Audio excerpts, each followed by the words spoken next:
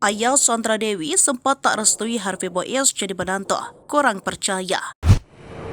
Sebelum terjerat kasus korupsi, ternyata Harvey Boies pernah tak direstui untuk menikahi Sandra Dewi. Bukan tanpa sebab, ternyata kala itu ayah Sandra Dewi sempat tak percaya dengan sosok Harvey Boies. Namun seiring berjalannya waktu, ayah Sandra Dewi mulai memberikan restunya. Hingga pada akhirnya Harvey Boies dan Sandra Dewi menikah, lalu kini Harvey Boies menjadi tersangka kasus korupsi di PT Timah. Dalam salah satu kesempatan, Sandra Dewi mengatakan sang ayah sangat keras kepala dalam urusan apapun, termasuk menentukan jodoh putrinya kala itu. Namun dengan perlakuan Harvey Boies membuat ayah dari Sandra Dewi luluh. Dan Tuhan berhasil mengubah bokap gue dan membuat bokap gue sekarang sayang banget sama dia. Bangga banget sama Harvey Boies sebagai menantunya, kata Sandra Dewi dikutip dari kanal YouTube Daniel Mananta, Minggu 31 Maret 2024. Padahal Sandra sudah ragu akan hubungan asmaranya dengan Harvey Boies diberikan restu oleh sang ayah. Namun Harvey justru mendapatkan lampu hijau untuk menikahi Sandra Dewi.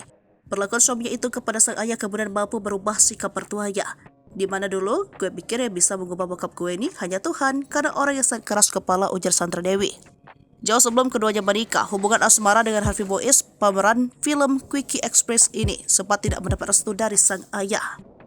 Bokap gue ngerasa selama ini dia memang kalau gue pacaran, dia Harvey siapa nih? Mau sama anak gue kan anak baik-baik. Gue membesarkan anak gue baik-baik dan menjadi seorang gue baik-baik, kata Sandra Dewi. Ayah Sandra merasa kurang percaya akan sosok Harvey bisa menjadi penuh hidup putrinya.